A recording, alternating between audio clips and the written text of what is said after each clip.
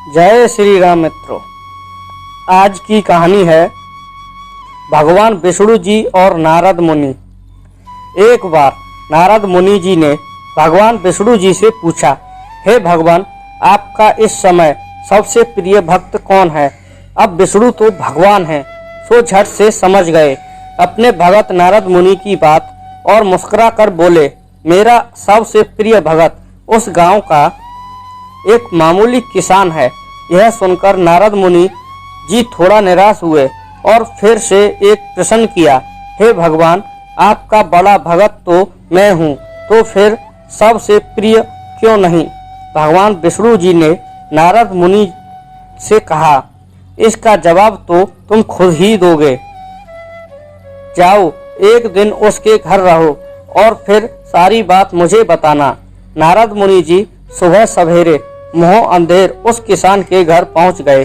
देखा अभी अभी किसान जागा है और उसने अब से पहले अपने जानवरों को चारा वगैरह दिया, फिर मुँह हाथ धोए, दैनिक कार्यों से निवृत्त हुआ, जल्दी जल्दी भगवान का नाम लिया, रूखी सूखी रोटी खाकर जल्दी जल्दी अपने खेतों पर चला गया।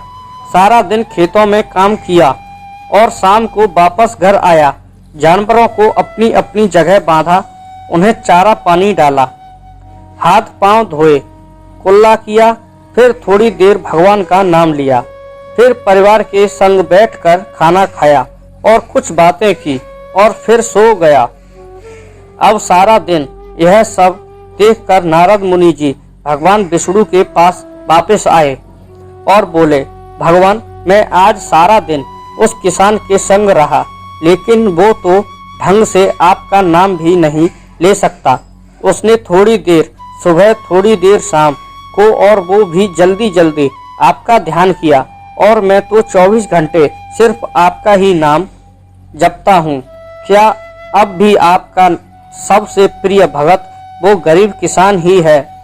भगवान विष्णु जी ने नारद की बात सुनकर कहा, अब इसका जवाब भी तुम मुझे खुद ही देने।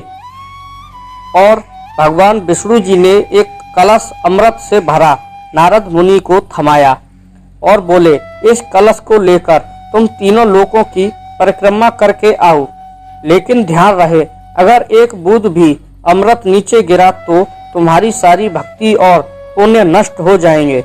नारद मुनि तीनों लोकों की परिक्रमा करके जब भगवान विष्णु के पास वापस आए तो खुश होकर बोले, भगवान, मैंने एक बूंद भी अमृत नीचे नहीं गिरने दिया। विष्णु भगवान ने पूछा, और इस दौरान तुमने मेरा नाम कितनी बार लिया, मेरा स्मरण कितनी बार किया? तो नारद बोले, अरे भगवान जी, मेरा तो सारा ध्यान इस अमृत पर था, फिर आपका ध्यान कैसे करता? भगवान विष्णु ने कहा, हे नारद, देखो, उस किसान को वो अपना कर्म करते हुए भी नियमित रूप से मेरा स्मरण करता है, क्योंकि जो अपना कर्म करते हुए भी मेरा जाप करे वो ही मेरा सबसे प्रिय भक्त हुआ। तुम तो सारा दिन खाली बैठे ही जप करते हो, और जब तुम्हें कर्म दिया तो मेरे लिए तुम्हारे पास समय ही नहीं था।